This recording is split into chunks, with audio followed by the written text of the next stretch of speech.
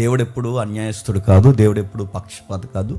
దేవుడు నీలాంటి వాళ్ళు నాలాంటి వాళ్ళు అసలు కాదు. ఎందుకంటే మనం గంటకు ఒకలా ఉంటాం, రోజుకు ఒకలా ఉంటాం, పూటకు ఒకలా ఉంటాం, వారానికి ఒకలా ఉంటాం, నచ్చితే ఒకలా ఉంటాం, నచ్చకపోతే ఒకలా ఉంటాం. దేవుడు అలా కాదు, అందరినీ దయతో ప్రేమిస్తాడండి, అందరికీ అవకాశం ఇస్తాడండి.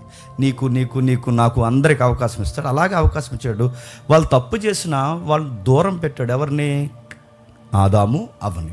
వాళ్ళు తప్పు చేసిన తర్వాత వాళ్ళు దూరం పెట్టాడు, కానీ దయను మాత్రం వాళ్ళకి దూరం చేయలేదు. ఈ పాయింట్ గుర్తుందిగా, వాళ్ళని ఏదేను తోట నుంచి దూరం పెట్టాడు, కానీ దయ మాత్రం దూరం చేయలేదు.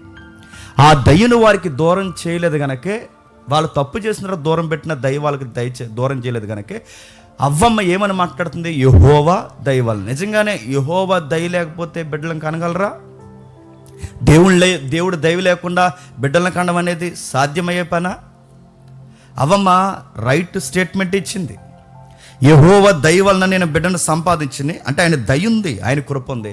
మీరు ఇప్పుడు చూడండి, పాత నిబంధన నుంచి క్రొత్త నిబంధన, క్రొత్త నిబంధన నుంచి పాత నిబంధన కొలవండి, వాల్యూస్, నైతికత అనేది మారలేదు ఎక్కడ. అందుకే బైబిల్ నేర్చుకోవాలని మనసు నీకుంటే నువ్వు క్రొత్త నిబంధన ఎక్కడి నుంచి చూడొచ్చు అంటే, ఏదేను వనం ఎలుపుల నుండే, ఏదేను వనం లోపల నుండే క్రొత్త నిబంధనలో కనబడుతున్న ఆ కృప యొక్క పునాదులు అక్కడి నుంచే పడ్డట్టు మనం చూడగలం. ఆయన పిలిచాడు. ఎలా పిలిచాడు? దయ చూపించాడు, ప్రేమ చూపించాడు, కృప చూపించాడు, కృపతో పిలిచాడు. ఎవరిని పిలిచాడు? ఎక్కడికి పిలిచాడు? సన్నిధి దగ్గరికి పిలిచాడు. సన్నిధి ఎక్కడుంది? లాస్ట్ వీక్ మనం చూసాం. సన్నిధి ఎక్కడుంది? జోగ్రఫికల్గా మాట్లాడుకుంటే బైబిల్ పండితుల యొక్క అంచనా ప్రకారం తూర్పున, ఏదైనా తోటకి తూర్పున కెరూబులు ఉన్నారు. ఆ తూర్పున కెరూబులు వాళ్ళ కేవలం ఎస్కాట్కి మాత్రం ఉండడం కాదు, తోటకి రక్షణ వలయంగా ఉండడమే కాదు, ఎక్కడ కెరూబులు ఉంటే అక్కడ యెహోవా సన్నిధి ఉంటుంది అన్నట్టు బైబిల్ రిఫరెన్స్ మనం ధ్యానించాం. అందుకే చూడండి, మందసం మీద 2 కెరూబులు ఉంటాయి. కెరూబుల మధ్యలో ఏముంటుంది? యెహోవా యొక్క మహిమ సన్నిధి ఉంటుంది. అంటే ఎక్కడ కెరూబులు ఉంటాయి, పరలోకపు దర్శనం ప్రవక్తలు చూస్తే కెరూబుల మధ్య ఆసీనుడైన వాడు సైన్యములు కదా యెహోవా సెలవిచ్చినదేమనగా అన్న రెఫరెన్స్ మనకు కనబడుతుంది. అంటే కెరూబులు కెరూబులు కెరూబులు కెరూబులు ఉన్న దగ్గర దేవుడి సన్నిధి ఉండడానికి ఒక జాగ్రఫికల్ ఎవిడెన్స్. ఆ రోజుల్లో అక్కడికి వాళ్ళు అర్పణ తెచ్చారు యెహోవా సన్నిధికి. అన్నదమ్ములు ఇద్దరు తెచ్చారు. యెహోవా సన్నిధి అనగా ఈరోజు దేవుని సన్నిధి అనగానే మనకి ఇది, వాళ్ళకి దేవుని సన్నిధి అనగానే వాళ్ళకి ఏదోడు తోటకి తూర్పున అక్కడికి కయ్యేను ఏబేలు తెచ్చారు, అర్పణ తెచ్చారు. దయతో బాగా వినండి, దయ చూపించాడు, కుటుంబం మీద చూపించాడు. బాగా వినాలి, తల్లి తండ్రి మీద దయ చూపిస్తున్నాడు, అలాగే అన్నదమ్ములు ఇద్దరికి దయ ఇచ్చాడు. దయ అనగానే కృపతో వాళ్ళ దగ్గరికి రాణిస్తున్నాడు. మనం ఏదో పెద్ద వీరోచితమైన కార్యాలు చేసామని కాదు. ఇందాకన్నా స్ట్రైక్ చేస్తూ మరి ఎంతమంది ఆ పాయింట్స్ మీరు గమనిస్తున్నారు తెలీదు. గ్రేస్ అనే సబ్జెక్ట్ మీకు సరిగ్గా అర్థం అవ్వకపోతే హైపర్ గ్రేస్ అనే ఒక సబ్జెక్ట్ భయంకరమైనది ఉంది. ఆ హైపర్ గ్రేస్ అనే దాంట్లోకి వెళితే గ్రేస్ నువ్వేమనుకుంటావు తెలుసా? లైసెన్స్ అనుకుంటావు. ఈ వర్డ్స్ అందరికి ఎవరికి అర్థమవుద్ది. మళ్ళీ చెప్తున్నాను, గ్రేస్ అనే సబ్జెక్ట్ నీకు సరిగ్గా అర్థం అవ్వకపోతే గ్రేస్నే లైసెన్స్ అనుకుంటావు. అంటే మన దేవుడు గొప్ప ప్రేమ గలవాడు, మనం ఏం చేసినా దేవుడు సేమింగ్ చేస్తాడు. దీన్ని హైపర్ గ్రేస్ అంటారు. దాన్ని ఎక్స్ట్రీమ్ తీసుకెళ్ళిపోవడం అనమాట. ఇంకేం చేయడు. ఇక జగత్తు పునాది వేయబడక ముందే దేవుడు మనల్ని క్షమించేశాడు కనుక ఇక మనం ఏం చేసినా దేవుడు ఇంకెప్పుడు మనల్ని ఏమండు అనుకుంటారు. దీని ఎక్స్ట్రీమ్ గ్రేస్ అంటారు దాన్ని. సరే, దయ వలన కృప వలన వాళ్ళని రక్షించాడు. దయతో కృపతో రక్షించిన దేవుడు క్రొత్త నిబంధనలో కూడా అలాగే రక్షించాడు. దానికి రిఫరెన్స్ చూసిన ఎఫ్సీ పత్రిక ఏమని? మీరు క్రియల వలన పిలువబడిన వారు కాదు, మీరు క్రియల చేత రక్షణ పొందినవారు కాదు, ఆయన కృప వలనే మీరు రక్షణ పొందినవారు. కృప చేత రక్షణ పొందిన మిమ్మల్ని ఏం చేయమంటున్నాడు అంటే ముందుగా సిద్ధపాటు చేయబడిన సత్క్రియలు చేయుటకే మిమ్మల్ని పిలుచుకున్నాడు. ఇప్పుడు చెప్పండి, కయ్యేనైనా ఏబేలునైనా నిన్నైనా నన్నైనా కృపతో దయతో పిలిచింది దేనికి? చెప్పాలి. సత్క్రియలు చేయడానికి. ఏం చేయడానికి? బాగా మళ్ళీ క్లారిటీ. సత్క్రియలు చేయడానికి కృపనిచ్చాడు, సత్క్రియ జరిగించడానికి దయనిచ్చాడు. ఇప్పుడు మళ్ళీ మనం కృపచేత రక్షింపబడ్డామా, క్రియ చేత రక్షింపబడ్డామా? అది ఇప్పుడు కృపచేత రక్షింపబడ్డాం కనుక బాగా వినండి, కృపచేత రక్షింపబడ్డాం కనుక కృపను కాపాడుకోవడానికి ఏం చేయాలి? క్రియ జరిగించాలి. చాలా మందికి తెలియని వల్టాయి అంటే తెలుసా? వీళ్ళు ఏమనుకుంటారంటే క్రియలు చేసి రక్షణ పొందనుకుంటాం. క్రియల వలన రక్షణ రాదు. నేను చాలా సెన్సిటివ్ విషయాలు నేను మాట్లాడుతున్నాను, మరి ఎంతమందికి అర్థమవుద్దో. క్రియల వలన రక్షణ రాదు, క్రియల వలన రక్షణ రాదు. మళ్ళీ చెప్తున్నాను, క్రియల వలన రక్షణ రాదు. రక్షణ కొనసాగించడానికి క్రియలు చేయాలి. సెమినార్కి ఎంతమంది వచ్చారు? రానోళ్ళు మీ కర్మ. సెమినార్కి వచ్చినప్పుడు ఒక పాయింట్ స్ట్రైక్ చేస్తాం. పెద్ద ఆయన, పురుషాత్ముడు, పరిశుద్ధుడని పిలువబడే మార్టిన్ లూథరన్ గారు కూడా ఈ సబ్జెక్ట్లో కన్ఫ్యూజ్ అయ్యారన్నది ఒక పాయింట్ మనం డిస్కషన్ చేసాం తెలుసా సెమినార్లో. ఏ విషయంలో మార్టిన్ లూథరన్ గారు కన్ఫ్యూజ్ అయ్యారు? ఏ విషయంలో కన్ఫ్యూజ్ అయ్యడం అంటే, పౌలు గారు ఏమంటారంటే కృపచేత రక్షింపడ్డామంటారు. యోధా కానీ యాకోబు కానీ ఏమంటారు? క్రియలు లేని విశ్వాసము మృతం అంటారు. ఇదేంటి? పౌలు గారు ఏమంటారంటే క్రియల చేత రక్షణ రాలేదంటారు. ఆ భక్తులు ఏమంటున్నారు? ఎవడు క్రియలు లేకపోతే వాడు విశ్వాసం కదండి. మరి ఆ మాటకి ఈ మాటకి తేడా ఏంటంటే, మార్టిన్ లూథరన్ గారు ఏమన్నారంటే నా ఓటు పౌలుకే అన్నాడు. ఏంటి మార్టిన్ లూథరన్ గారికి ఆ సబ్జెక్ట్ అర్థం అవ్వకపోతే నువ్వు నేను చెప్పండి, లూథరన్ చర్చికి వెళ్ళి ప్రేయర్ చేసుకుని వచ్చేస్తున్నాం మనం. నేను అడుగుతున్నాను, వాళ్ళకే కన్ఫ్యూజ్. తర్వాత దాన్ని ఒక ట్రాక్లో తీసుకొచ్చారు గురువులు. ఏమన్నారంటే ఒక సున్నితమైన మాట చెప్పారు. మీకు ఆ స్టేట్మెంట్ చెప్తున్నాను, జ్ఞాపకం పెట్టుకోండి. క్రియల వలన రక్షణ రాదు, కృపచేత రక్షణ వస్తుంది. మరి క్రియలు ఎప్పుడు చేయాలంటే రక్షింపబడిన నీవు క్రియలు చేయాలి. యాకోబు చెబుతున్నది ఏంటంటే రక్షింపబడిన వారు క్రియలు చేయకపోతే వారి విశ్వాసానికి అర్థం లేదన్న సబ్జెక్ట్ యాకోబు చెప్తున్నాడు. పౌలు గారు ఏ సబ్జెక్ట్ చెప్తున్నాడంటే పాపక్షమాపణకు కావాల్సిన నీ పుణ్యకార్యాలు కాదు అని చెప్పండి, కృపే, ఆయన దయ వల్లనే రక్షణ. అంటే ఈయన రక్షణకు ముందు విషయాలు క్రియల కొరకు మాట్లాడుతున్నాడు. ఎవరు? పౌలు గారు. ఈయన రక్షణ తర్వాత విషయాలు మాట్లాడుతున్నాడు. అర్థమైనా అర్థమకపోయినా మీకు అర్థమైనట్టేనండి. నెక్స్ట్ పాయింట్కి వెళ్తున్నాను నేను, అర్థమైనట్టే. నెక్స్ట్ ఎప్పుడైతే ఈ విషయం చెప్పాడో ఇప్పుడు వీళ్ళని కృప వలన పిలిచాడు. ఎవరిని? దయ వలన పిలిచాడు. ఎవరిని? కయ్యేన్ని, హేబేల్ని. చెప్తున్నాడు ఆయన ఏమని, తన మనసులో మాట, క్రొత్త నిబంధనల మాటే బయట పెడుతున్నాడు. ఏమనంటే ఎవరే ఏం కాదురా, నీ మీద దయ చూపించాను, కృప జీవించాను అన్న ఆ మౌనం వెనకాల దేవుడు ఏమంటున్నాడంటే కయ్యేను సత్క్రియలు చేయి అన్నాడు. కయ్యేను సత్క్రియలు చేసేది దేనికి చెప్పాలి? కయ్యేను సత్క్రియలు చేసేది దేనికి? ఉన్న దయను కాపాడుకోవడానిక, కొత్తగా రక్షణ పొందడానిక చెప్పండి. ఆ ఇచ్చిన దయను కాపాడుకోవడానికి, ఆయన ప్రేమ నుంచి తొలగిపోకుండా ఉండడానికి, ఆ దయలో కొనసాగడానికి నువ్వేం చేయాలంటే క్రియలు చేయాలి. ఈ క్రియలు కయ్యేను సత్క్రియ. ఎందుకంటే జాలి, దయ మీ అమ్మకు తెలిసింది, మీ నాన్నకు తెలిసింది, నీకు తెలిసింది. దయ చూపిస్తున్నాను కనుక నా సన్నిధికి వచ్చి నిలబడగలుగుతున్నాడు. ఇంత చక్కటి ఈ అవకాశం మీకు ఇచ్చాను కనుక నువ్వేం చేస్తావంటే క్రియలు చేయవయ్యా అని అడిగాడు. సత్క్రియలు చేయవయ్యా కయ్యేనని చెప్తే ఈయన సత్క్రియ చేయడానికి బాగానండి ఇష్టపడలేదు. మరి అర్పణ తెచ్చారు కదంటే అర్పణ తెచ్చారు. అన్నయ్య తెచ్చాడు, తమ్ముడు తెచ్చాడు, అర్పణ తీసుకొచ్చారు, అక్కడ పెట్టారు. ఆ పెట్టిన తర్వాత ఏమైందో మనకు తెలుసు.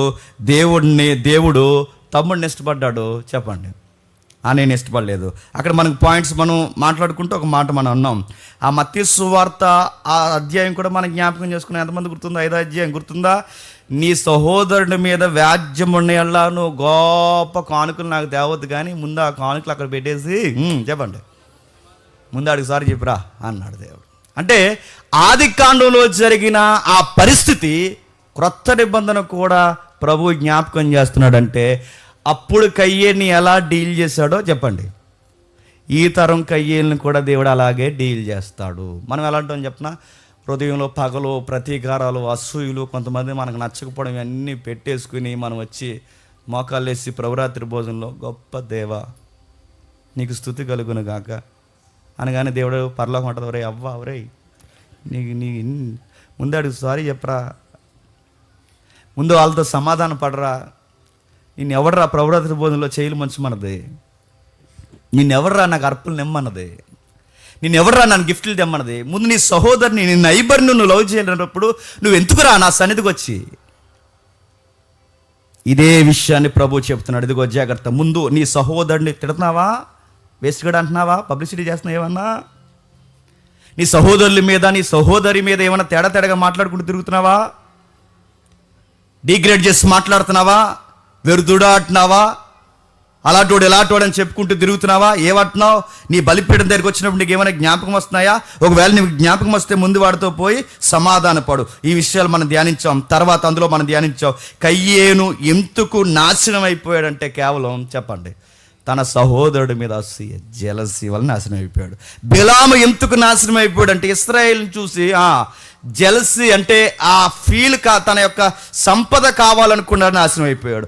కోరాహు ఎందుకు నాశనం అయిపోయాడంటే మోసేను ఒక గొప్ప నాయకుడిని చూసి వారవలేకపోయాడు, నాశనం అయిపోయాడు. ఇప్పుడు కయ్యేను దయ వలన కృప వలన వచ్చిన ఆ స్థితిని కాపాడుకోలేక చిందరవందర చేసుకుంటున్నాడు తన జీవితాన్ని. ఇక్కడ వరకు చూసాం. ఇంకేం చూసాం? ఆ పదాలు మనం చదువుతున్నప్పుడు మనకు అర్థమవుద్ది. 4వ వచనంలో, 4వ అధ్యాయం 4వ వచనంలో, హేబేలు కూడా తన మందలో తొలుచులు పుట్టిన వాటిలో క్రొవ్విన వాటిని కొన్ని తెచ్చెను. యెహోవా హేబేలును అతని అర్పణను లక్ష్య పెట్టెను, కయ్యేను అతని అర్పణను లక్ష్య పెట్టలేదు. కాబట్టి కయ్యేనికి మిక్కిలి కోపం వచ్చి, మర్చిపోద్దా పదం. కయ్యేనికి ఎందుకు కోపం వచ్చింది? జెలసీ. మనకి ఎప్పుడు కోపం వస్తుంది చెప్పాలి? జెలసీ. కోపం అనేది పేటెంట్ హక్కు కాదు. మరి చెప్తున్నాను, కోపాలు ఎందుకు వస్తాయి? నువ్వు అనుకున్నట్టుగా, బాగా వినండి, నువ్వు అనుకున్నట్టుగా ఎదుటోలు లేకుండా నీకన్నా ఒక అడుగు పైనుంటే నీకు వస్తుంది. చెప్పండి, జెలసీ. నీకన్నా మంచి బట్టలు వేసుకుంటే వస్తుంది నీకు జెలసీ. నీకన్నా మంచి ఇల్లు కట్టుకుంటే వస్తుంది నీకు జెలసీ. నీకన్నా ముందాడు బైక్ కొనేసుకుంటే నీకు వస్తుంది జెలసీ. ఇంకా చెప్పండి, నాకు గుర్తురాట్లేదు. ఇంకా చెప్పండి. నీకన్నా మంచి ఉద్యోగం వాడికి వస్తే జెలసీ. ఎవరు ఏసీ అంటున్నారు? నీకన్నా ముందు ఏసీ కొనుక్కుంటే వస్తుంది జెలసీ. ఇంకా చెప్పండి, ఏదో చెప్తున్నారు చెప్పండి. ఇంకా ఆడవాళ్ళకి మీకు ఎక్కువ ఉంటాయి చెప్పండి. నగలు, మీకన్నా నగలు కొనుక్కుంటే జెలసీ. మీకన్నా ఏంటవి దిద్దులు కొనుక్కుంటే జెలసీ. నౌస్ పిన్ కొనుక్కుంటే జెలసీ. శారీస్ కొనుక్కుంటే జెలసీ. జెలసీని కంట్రోల్ చేయలేదంటే మళ్ళీ చెప్తానండి, జెలసీని కంట్రోల్ చేయకపోతే ఏమవుతుందో చెప్పనా? అదో రకమైన ఉక్రోషం వచ్చేస్తుంది. ఆ ఉక్రోషం, కోపం ఎప్పుడైతే వచ్చిందో, నీ కోపం నిన్ను ఏం చేస్తుంది తెలుసా? నీ కోపం నిన్ను గుడ్డోడిని చేస్తుంది. నీకు ఎంత మంచి చేసినా వాళ్ళ మంచితనం నీకు కనబడదు. ఎందుకు చెప్పిన? కోపం నీకు ఏం కలగజేసింది? గురుడ్డతనం కలగజేస్తుంది.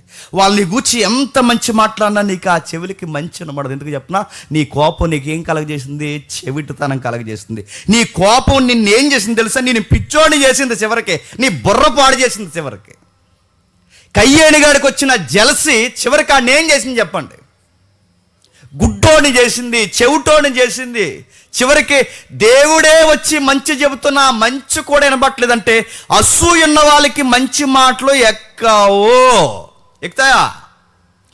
నువ్వు ఎంతైనా మంచిగా చెప్పు. నీకు జగన్ గారు, కొంతమంది జగన్ బ్యాచ్ ఉంటారు, కొంతమంది సిబిఎన్ బ్యాచ్ ఉంటారు. నీకు జగన్ నచ్చలేదంటే నీకు ఎన్ని చెప్పినా ఆ కోడిగుడ్డ మీద ఏదో పీకుతారు. తేడా అండి మనిషి అంటారు. చంద్రబాబు నాయుడు గారి కోసం ఎంత మంచి కార్యాలైనా చెప్పు,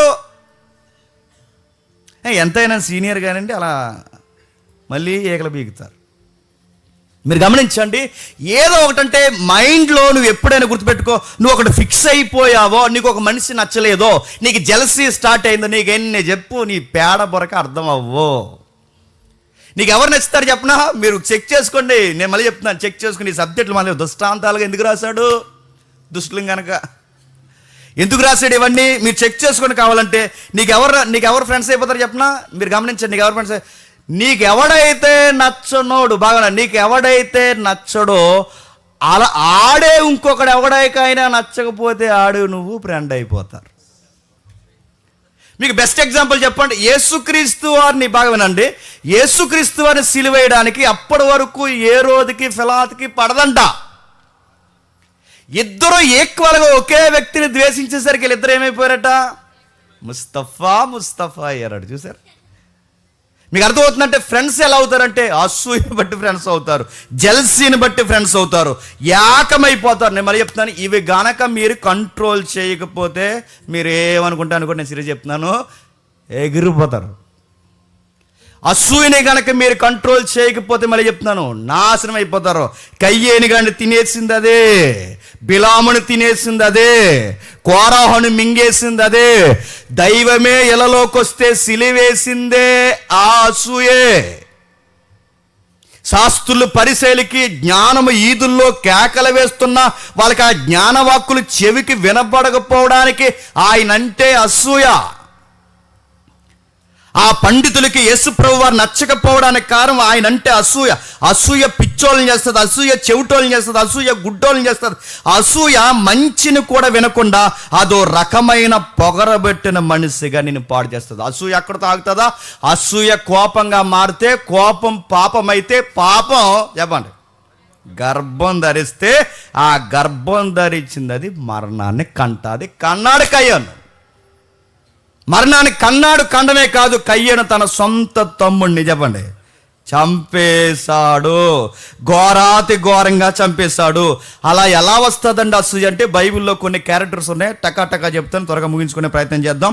ఎలా వస్తుందంటే మీరు గమనించండి, బైబిల్లో మీరు అలా ధ్యానించుకుంటూ వెళ్ళిపోతే ఇస్సాకు ఇస్మాయేలు, యాకోబు యాసావు, యోసేపు అన్నలు, ఎఫ్రాయిము మనస్సే, దావీదు అన్నీలు, దానియేలు సమకాలీన ఉద్యోగస్తులు.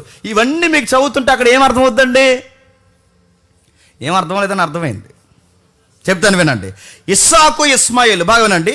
ఇస్సాకు ఇస్మాయిల్ దగ్గర గ్యాప్ స్టార్ట్ అవడానికి కారణం ఏంటి చెప్పండి?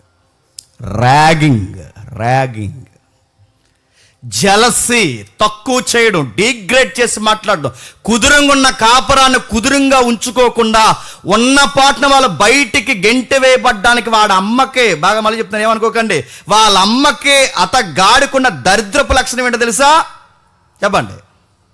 పేర్లు పెట్టుకుని కామెడీలు చేస్తూ జోకులు వేసుకుంటూ ఇసాకు మీదే జోకులు వేస్తే శారమ్మకి మండింది.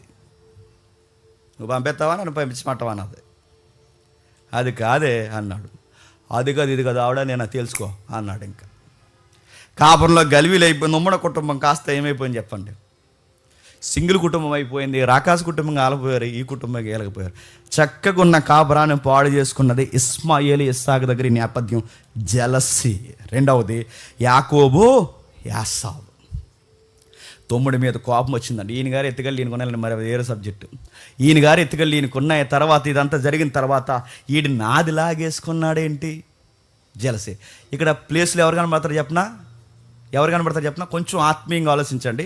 ఇదే ప్లేస్లో యాసావు కయ్యేను రోలు పోషిస్తున్నట్టుంటుంది, యాకోబు రోలు చెప్పండి ఎంతో ఓ మచ్చుకి 1000 రోలు పోషిస్తున్నట్టుంటుంది. చూడండి, సేమ్ చంపేసుకునే గొడవలే. యాకోబు మీద సొంత అనే సరే తీసుకున్నాడులే, తమ్ముడే కదా, ఒకే గర్భాన్ని పుట్టాం, తీసుకుంటే ఏముంది అనుకుంటున్నాడా? ఆడ ఎలా తీసుకుంటాడు? ప్రాపర్టీ గొడవలు ఎవరికి? అన్నదమ్ములిద్దరికి. సొంత అన్నదమ్ములు ప్రాపర్టీ గొడవలు పెట్టుకుంటారంటే ఎందుకు కట్టుకోరండి? లింగీలు పైకెట్టుకుని దళ్ళు తన్నేసుకుని గోళ్ళు గుద్దేసుకుని రారా ఈరోజు నువ్వన్న ఉండాలి జవా నేనన్నాడు. జన లోపలికి నిన్ను ఎవడు రా గోడ కట్టమన్నది రా తేలుద్దా అన్నాడు. సొంత ప్రాపర్టీని అడుగుతాం. సొంత అన్నదమ్ములు ఒకే గర్భాన్ని చీరుకుని పుట్టిన అన్నదమ్ములు జానా నేల కోసం గొడవ పెట్టుకుంటున్నారంటే ఇవి యాకోబు యాసావు గొడవల్లో లేవు. నాకన్నా అడిగి రూపాయి ఎక్కువ, నాకన్నా రూపాయి ఎక్కువ, నాకన్నా ఒక భాగం ఎక్కువ అడిగి గొడవలు. ఈయన జలసీతో యాకోబు లాగేసుకుందామని ఆయన లాగేసుకున్నాడు. ఈయన ఒకరు ఎదిగిపోయారు, ఒకరు గొడవలు. మూడవది యోసేపు అన్నలు. ఇక్కడ చాలా జలసి చక్కగా ముసుగు తీసి మరీ కనబడుతుంది ఈ సీన్లో మనకి. యోసేపు అన్నల యొక్క సందర్భం చూడండి. ఈ కుర్రోడితో వచ్చిన గొడవ ఏంటంటే ఆత్మాల డ్రీమ్స్ చెప్తుంటాడు. డ్రీమ్ బాయ్ ఈ అబ్బాయి ఎవరు? యోసేపు. డ్రీమ్స్ చెప్తాడు. అని వాళ్ళకి ఒక డ్రీమ్ వచ్చిందిరా అన్నాడు. ఏంట్రా అని నిన్నారు వీళ్ళు. ఏమీ లేదురా మీరు నాకు దాని పెడుతున్నట్టు వచ్చిందని తెక్కలు వేసిపోయింది దానికి. మేము దండలు ఎట్టండి ఏంట్రా, ఎవడరా ముందు పుట్టింది? మీరు ఎప్పుడూ చూడండి బైబిల్లో మీరు నేను చెప్పిన ఈ పేర్లు చూడండి. ఇస్మాయిల్ పెద్దాడా ఇస్సాకు పెద్దాడా? ఇస్మాయిల్ పెద్దోడు, ఇస్సాకు చిన్నోడు. నెక్స్ట్ యాకోబు పెద్దోడా యాసావు పెద్దోడా? గమనించండి పాయింట్స్. నెక్స్ట్ యోసేపు పెద్దోడా అన్నీలు పెద్దోళ్ళ? నెక్స్ట్ ఎఫ్రాయిం పెద్దోడా మనస్సే పెద్దోడా? ఇంకా మీరు చూడండి దావీదు పెద్దోడా అన్నీలు పెద్దోళ్ళ? మీరు ఎక్కడ చూడండి మనకన్నా ముందు పుట్టినోళ్ళని పక్కనెట్టి వెనకాలొచ్చిన మనలాంటోళ్ళని దేవుడు ముందుకు తీసుకొస్తే అప్పుడు స్టార్ట్ అవుద్ది చెప్పండి రగడ. మీకు అర్థమవుతుందా? మీసాలు పండిపోయి, గడ్డాలు పండిపోయి, మీసాలు పండిపోయి, జుట్టు మెరిసిపోయిన దేవుడిని నువ్వు పక్కుండి నీ వెనకాల ఎవరు ఉంటారు? కుర్రోడు. ఆ కుర్రోడిని పిల్ల అంటే ఆడికి ఎలా ఉంటుందండి? పండిపోయినోడికి దేవుడిని ఏమనలేదు, ఎందుకంటే ఆయన దేవుడు కదా. మరి దేవుడిని ఏమనలేము. దేవుడిని ఏమనలేక ఎవరి మీద చూపిస్తాను చెప్పండి ఆ పగ? ఈ నాకన్నా బాగా పాడుతున్నాడు ఈ మధ్య పాటలు. చూద్దాం. ఈ మధ్య నాకన్నా బాగా మెసేజ్లు చెప్తున్నాడు, చూద్దాం. జల్సీలో ఉంటే ఫీలింగ్స్ అంటే స్పీకర్ల మధ్య కూడా ఉంటాయి తెలుసా? మీకు విషయం చెప్పిన అప్పుడప్పుడు అనిపిస్తుంది, నేను ఎలా ఉన్నానంటే నాకు అనిపిస్తుంది సిగ్గు లేకుండా పులిపేయడం మీద నిలబడి చెప్తున్నాను. నేను కొన్ని చర్చలు చూసినప్పుడు, కొన్ని చర్చలకు వెళ్తామండి, కొన్ని చర్చలు చూసినప్పుడు ఆయన అంత చదువుకోడండి, ఏముండదండి. కొన్ని మీటింగ్స్ వెళ్ళినప్పుడు ఆయన కట్టిన చర్చ చూస్తే ఆయన చూసి నాకు ఎక్కడో ఫీలింగ్ అడి చెప్పిన, ఈయనే చర్చ కట్టేశాడు, మనం ఇంటర్నేషనల్ అన్నట్టు తిరుగుతున్నాం, మనకు చర్చే లేదు. ఈ ఫీలింగ్ ఎలా ఉంటుందండి? అది కూడా దేవుడు నచ్చదు తెలుసా? అరే ఏమి సరిగ్గా వాక్యం చెప్పలేని ఈయనే ఇంత చర్చ కట్టాడు, మనకు చచ్చేది ఏంట్రా అని మన ఫీలింగ్ వస్తుంది. ఏమీ చెప్పలేని ఈయనకి ఎంత జనాంగం వస్తున్నారు, మనకి ఎంత సత్యం చెప్తున్నా జనాంగం రావట్లేదు. ఈ ఫీలింగ్స్ కూడా ఎలాంటి చెప్తున్నా? అయ్యే అసూయకి పునాదులు. అప్పుడు నన్ను నేను చెక్ చేసుకోవాలి. ఏడ్రా రే జేమ్స్, నువ్వు ఇలాగ ఆలోచిస్తున్నావు ఏంట్రా? నువ్వు ఇలాగ ఆలోచిస్తే నువ్వు మినిస్ట్రీని ఇంకో మినిస్ట్రీతో కంపేర్ చేసి, నీ ప్రసంగాన్ని ఇంకో ప్రసంగాలతో కంపేర్ చేస్తే, నీకు తెలియకుండా నాకు జెలసీ స్టార్ట్ అవుతే నేనేమైపోతాను? అసూయ పెరిగిపోతుంది. ఆ మినిస్ట్రీ మీద చెడ్డ మాటలు పలకడం ప్రారంభిస్తాను, వాళ్ళ గురించి డిగ్రేడ్ చేసి మాట్లాడడం ప్రారంభిస్తాను, పోలికలు ఇస్తుంటాను, రకరకాలు చేస్తుంటాను, వాళ్ళ మినిస్ట్రీ అడ్డగోలుగా ఎదిగిందని ఎన్నో చెబుతుంటాను. చివరికి ఇవన్నీ చెప్పి నన్ను నేను సమర్థించుకునే మాటలు నేను చెబుతుంటాను. ఈ ప్యాటర్న్ అంతా చూడండి. యోసేపు వర్ణలో ఆ అబ్బాయి వచ్చి అంటాడు, అన్నయ్య నా కళ వచ్చింది, రెండో కళ. ఏం కలరా అన్నారు. ఈసారి మీరు దండం పెట్టడమే కదన్నయ్య, అమ్మ నాన్న కూడా దండం పెట్ట. ఒరే నీకు ఎప్పుడు మేము దండాలు ఎట్టే కళ్ళెటరు నీకు అన్నాడు. ఎప్పుడూ మేము దండాలు ఎట్టున్నావు అంటే నువ్వేదో పెద్ద మమ్మల్ని ఉద్ధరించడానికి పుట్టిన కారణ జనుముల్లాగా, మేమంతా వేస్ట్ ఫీల్ అవ్వగలలాగా చూశారు, స్కెచ్ చేశారు. అలాగ అసలే కోపం వస్తుంది. ఇంకా కోపం అసూయ ఎప్పుడు వచ్చేసిందంటే, వాళ్ళ నాన్నగారు ఒక మంచి డ్రెస్సు అన్నీ కలిపి, క్లాత్లు అన్నీ కలిపి ఒక మంచి డ్రెస్ కుట్టి ఎవరికి ఇచ్చారట గిఫ్ట్గా? యోసేపుకి ఇచ్చారట. ఒక మంచి డ్రెస్ ఎప్పుడైతే కలిపి యోసేపుకి ఇచ్చారో, ఆ డ్రెస్ చూసి ఏడ్చారండి సొంత నీళ్ళు. మీరు ఏమనుకుంటారో? ఒరే తమ్ముడు ఒక మంచి బట్టలు వేసుకుంటే చూడలేకపోతున్నారంటే అవి ఏ కళ్ళు చెప్పాలి? అవి ఏ కళ్ళు? ఒకటవసారి అవి ఏ కళ్ళు? రెండవసారి అవి ఏ కళ్ళు? కయ్యేను కళ్ళు. కయ్యేను కళ్ళు మరి చెప్తున్నాను, కయ్యేనుగాడు కళ్ళకి. నువ్వు ఒక డ్రెస్ చూసి సొంత అన్నయ్యలు, బాగా వినండి, సొంత అన్నయ్యలు యోసేపు బట్టలు వేసుకుంటే చూడలేకపోతున్నారంటే ఇంకేమనాలి? ఎవరి బట్టల మీద కూడా పడి ఎడతారా? బట్టలు, వస్తువులు, అరే వస్తువుల మీద బట్టల మీద పడేడుస్తున్నారండి, ఇంకేమనాలి? యోసేపు మీద పడి కోపం వచ్చిందట. ఆ వస్త్రాలు ముక్క ముక్కలుగా చింపేశారట, గోతులో పడేశారట. ఎంత నాశనం చేయాలి? ఏం చేశాడు ఆ తమ్ముడు? ఏం చేశాడు? జస్ట్ కలగన్నాడు. ఆయన కణాలని కన్నాడా? దేవుడు ఇచ్చాడు. అతనికి మంచి వస్త్రాలు తీసుకోవాలనుకున్నాడు, వాళ్ళ నాన్న ఇచ్చాడు. అంటే వాళ్ళన్నిటికన్నా ప్రత్యేకమైన ఇమేజ్ ఎప్పుడైతే ఉందో ఈ 11 మందికి ఏమొచ్చేసింది చెప్పండి? ఎప్పుడు వస్తాయి చెప్పనా? మన చుట్టూ ఊర్లు ఉన్నాయండి గుర్తేంటి చెప్పనా? మనం ఎప్పుడైతే సెపరేట్ ఇమేజ్తో ఉంటామో, నక్కలు చుట్టూ ఉంటాయి, బుసలు కొడతాయి, అవి తెలియవు. అవి నేను సీరియస్ చెప్తున్నాను, మీకు తెలియవు. అందుకే నేను సామెత మీకు చెప్పాను, కాకినాడలో చెప్పాను, నాకు తెలియదు. కానీ పెద్ద పెద్ద యుద్ధాలన్నీ బాగా వినండి, గ్రేటెస్ట్ వార్స్ అన్నీ క్లోజ్ పీపుల్స్తోనే జరుగుతాయి అంట, ఇంగ్లీష్ సామెత. అది చెప్పండి. పెద్ద పెద్ద యుద్ధాలన్నీ ఎవరితో జరుగుతాయి? ముక్కుమొహం తెలియనితో కాదు. చెప్పండి. మన ఉప్పు తిని చెప్పండి, మన పప్పు తిని చెప్పండి, మనతో పాటు ఉండి, మనతో పాటు తిరిగి, మనతో పాటు ఉండి మనకే పెడతారు చూసారా? పెడత కింద పప్పు. వాళ్ళ వల్ల వస్తుంది మనకి ఇబ్బంది. ఏళ్ళతో అడుగుతున్నాను, ఏళ్ళని డీల్ చేయడం అసాధ్యం అండి. వీళ్ళని డీల్ చేయడం అసాధ్యం. ఈ యొక్క ప్యాటర్న్ ఏమొద్దంటే యోసేపును గోతులకు ఇసిరేసినట్టు ఇసిరేస్తుంది, కయ్యేను ఏబేలుని చంపినట్టు చంపేస్తుంది. దావీదు అన్నలు చూడండి, దావీదుని చూసి తిట్టుకున్నారు, దావీదు అన్నయ్యలు చూసి రకరకాల మాటలన్నారు. ఇవన్నీ మీరు చూడండి. ఈ ప్యాటర్న్ మీకు అర్థమైపోతే దావీదు అన్నలు కూడా, దావీదు దగ్గర మీరు చూడండి, పెద్దోడెవరు? సౌలు. చిన్నోడెవరు? పెద్దోడెవరు? సౌలు. చిన్నోడెవరు? దావీదు గారు. ఈయన పొగడారు, ఆయన పొగడలేదు. ఏమొచ్చిందండి? పొగిడితే అసూయ వచ్చేస్తుంది తెలుసా. మీ ఇద్దరు కలిసి పని చేసిన తర్వాత ఎవరో ప్రసాద్ అంకుల్ లాంటి సీనన్ లాంటి ఎవరో పెద్దోళ్ళు వచ్చి ఇద్దరు కలిసి మీరు పని చేసిన తర్వాత వీళ్ళిద్దరూ కలిసి ఇద్దరిలో ఒకరినే పొగిడారు అనుకోండి, ఏమవుతుంది చెప్పండి. ప్రసాద్ అంకుల్కి సీని గారికి వయసు పెరిగింది కానీ చెప్పండి అంటారా, ఆడెంత ఫీల్ అయిపోతాడో. ఇద్దరం చేసాకండి, ఇద్దరు అనాలి కానీ ఆడే కనబడండి ఆడికి. ఇది తెలుసండి, తొక్కేస్తున్నారు ఇండస్ట్రీలో. ఈ మాటలన్నీ అక్కడ లేని బొసలు, ఆ పాము బొసలు అన్నీ వచ్చేస్తాయండి. ఎందుకంటే ఇంకెంత చేస్తే, ఎందుకంటే సుఖం లేనప్పుడు ఇంకా అనవసరం అండి ఈ చర్చలో ఉండడం. అందుకే పక్కన ఇంకో చర్చ ఉందండి, పెందరగడ వదిలేస్తారంటే అక్కడ పోదాం. ఇన్ని ఫీలింగ్స్ అన్నీ వస్తాయా రావా? వస్తాయండి. నేను మళ్ళీ చెప్తున్నాను, ఇవన్నీ ప్రాక్టికల్గా సొసైటీలో జరిగేవండి. అందుకే దేవుడు ఆది కాండ నుంచి దృష్టాంతాలుగా రాశారు. మా అన్నయ్య కాబట్టి వాడు ఏమనుకోవడం చెప్తున్నాను. నా టెస్ట్ మనీ చెప్పినప్పుడు మా అన్న ప్రశాంత్ అన్న ఎక్కడ ఉంటాడు, బ్యాంక్ ఎంప్లాయీ, వాడు ఎక్కడెక్కడ ఉంటుంటాడు.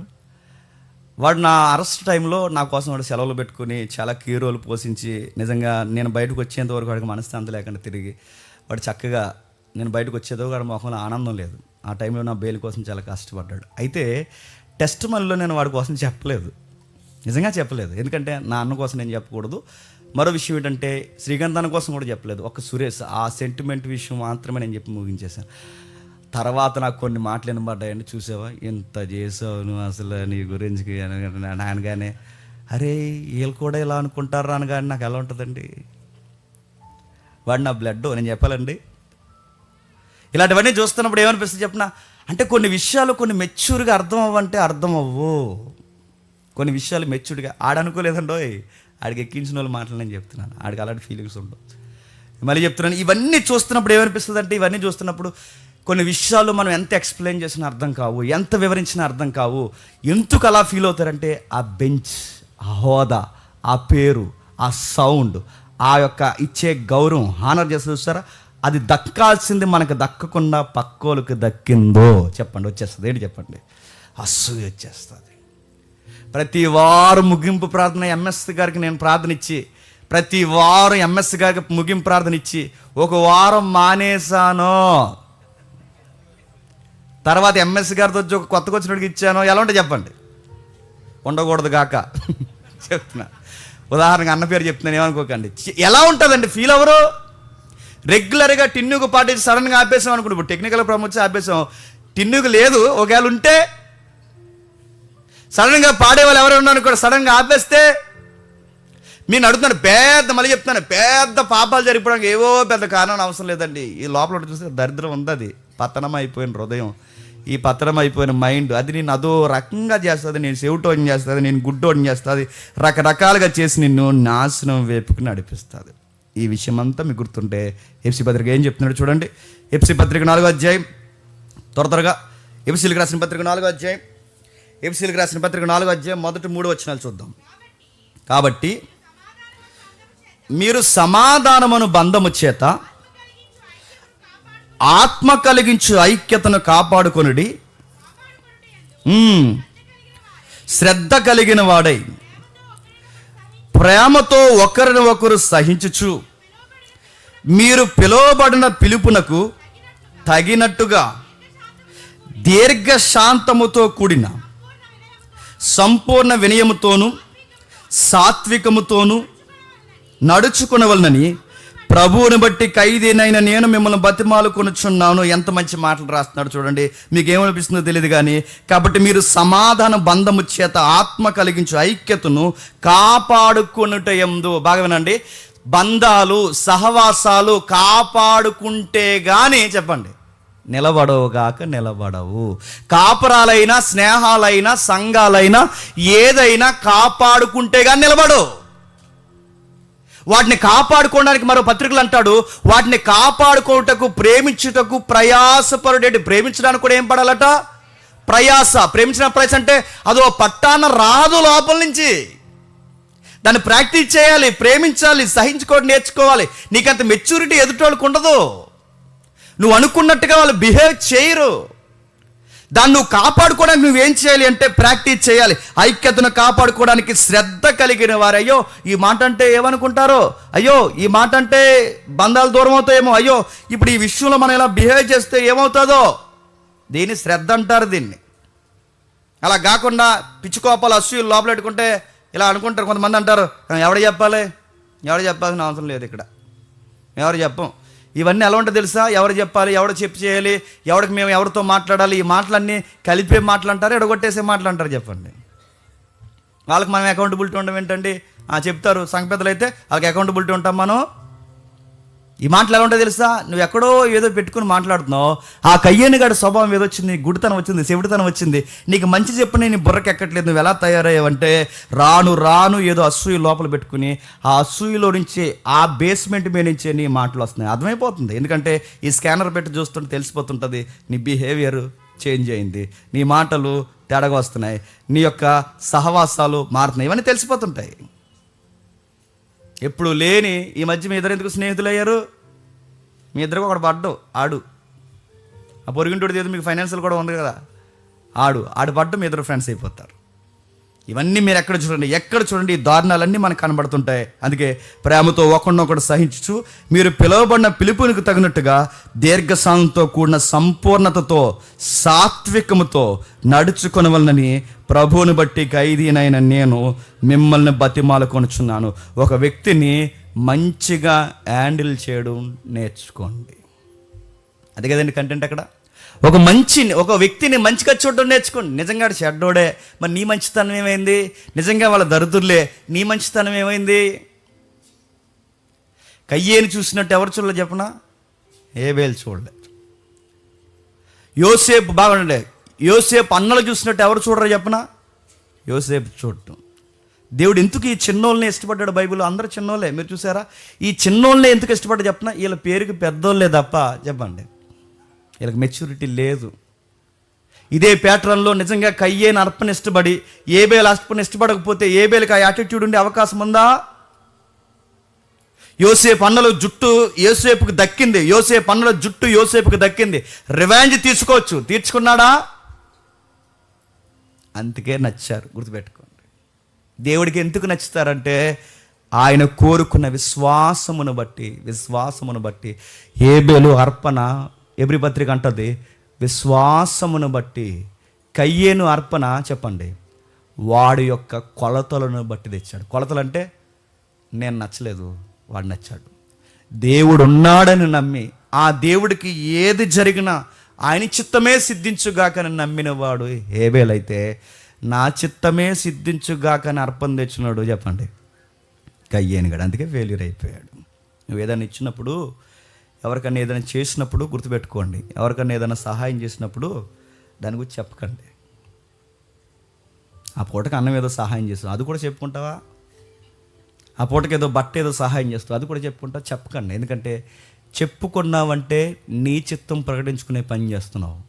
దేవుని చిత్తమే సిద్ధించుగాకని నువ్వు తలదించావంటే గుర్తుపెట్టుకో, దేవుడు హేబేలుని ఇష్టపడిన దేవుడు నిన్ను కూడా ఇష్టపడతాడు, ఖచ్చితంగా ఇష్టపడతాడు. అందుకే మనకి జలసీలు వద్దండి. వస్తాయండి, మానవ స్వభావం. మనకి పతనమైపోయిన స్వభావంతో మనం ఉన్నాం కనుక, పతనమైపోయిన ఆదాము స్వభావంతో మనం ఉన్నాం కనుక ఖచ్చితంగా ఎదుటోళ్ళు బాగుంటే మనకు నచ్చదు, ఎదుటోళ్ళు వస్తువులు పెట్టుకుంటే మనకు నచ్చదు, ఎదుటోళ్ళు ఇల్లులు కట్టుకుంటే మనకు నచ్చదు, ఎదుటోళ్ళు వస్తువులు కొనుక్కుంటే మనకు నచ్చదు, ఎదుటోళ్ళు ఏదన్నా మనకన్నా బాగుంటే మనకు నచ్చదు, ఎదుటోళ్ళు మనకన్నా బాగా పాడితే నచ్చదు, ఎదుటోళ్ళు మనకన్నా అందంగా కనబడితే మనకు నచ్చదు. ఎదుటోళ్ళు ఆ ఎదుటోళ్ళని చూసే చివరికి నీ భక్తిని కూడా నువ్వు పాడు చేసుకుంటావు. దయచేసి ఎదుటోళ్ళతో కంపేర్ చేసుకోవద్దు. ఒక ఉదాహరణ చెప్తాను వినండి.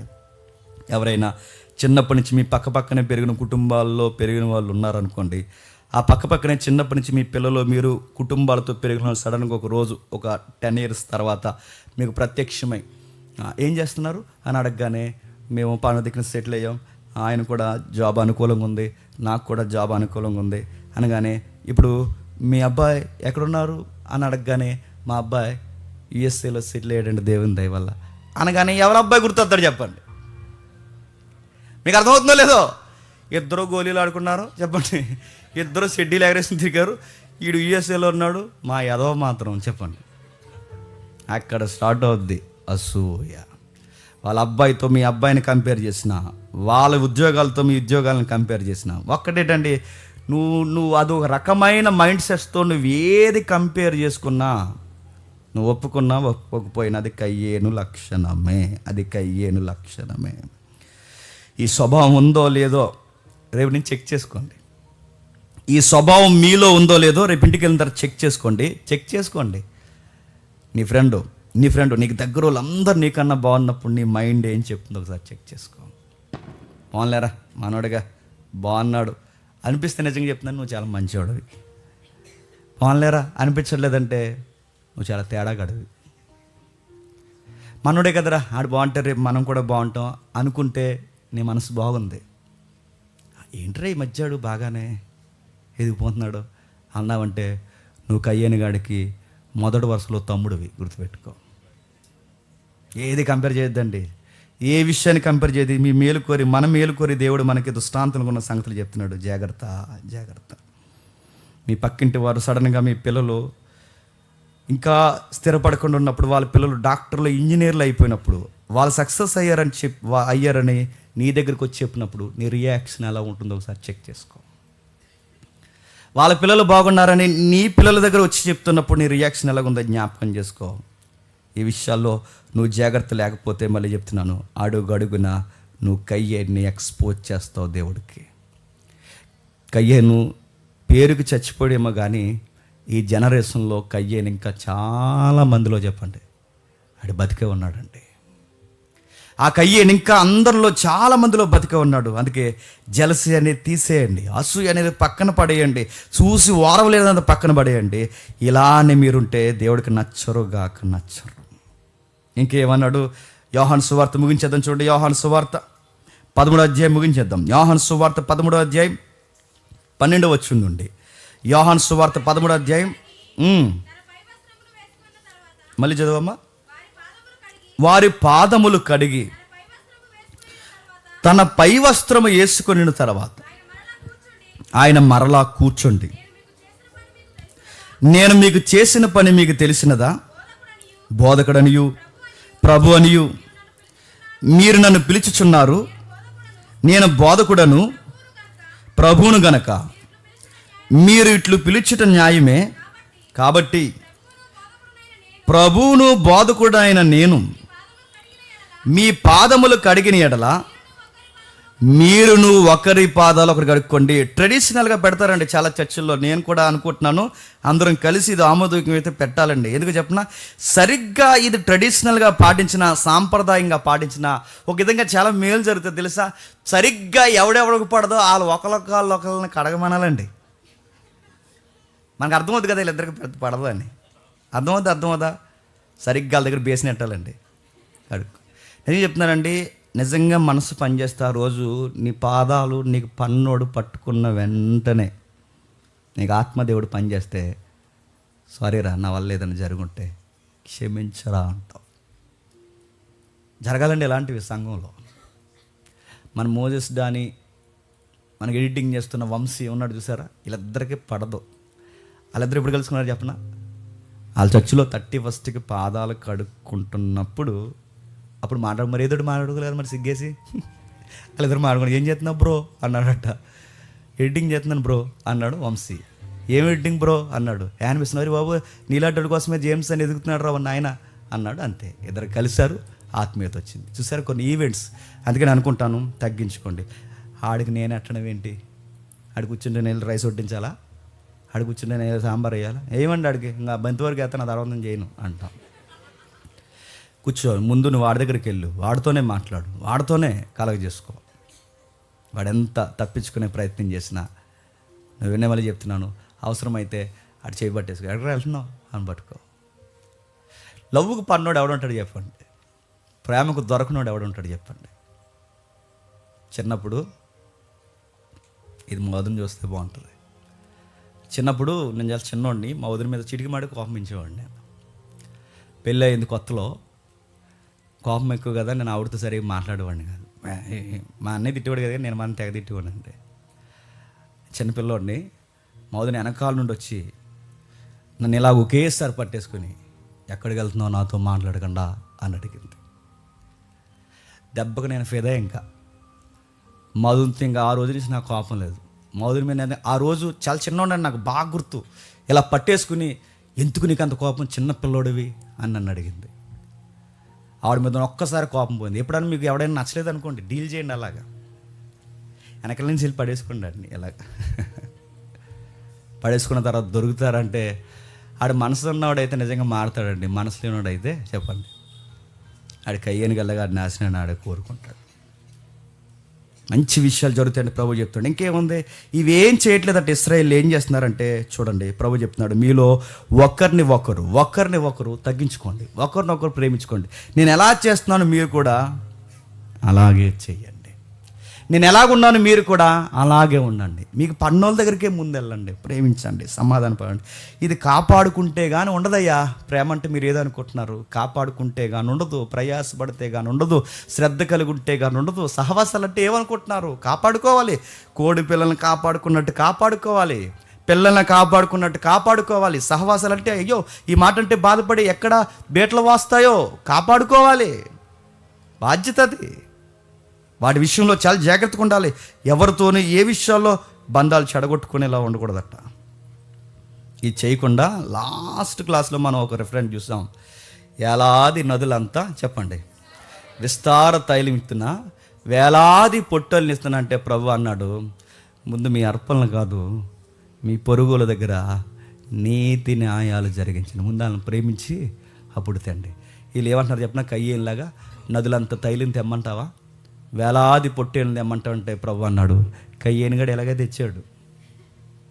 నదులంత విస్తార తైలం, వేలాది పొట్టేళ్ళు కాదు, ముందు నీ నైబర్ని ప్రేమించు, నీ నైబర్ని ప్రేమించు. మొదటి యోహాను పత్రిక 3వ అధ్యాయం, మొదటి యోహాను పత్రిక 3వ అధ్యాయం ముగించేద్దాం. మొదటి యోహాను పత్రిక 3వ అధ్యాయం 11-12 వచనాలు.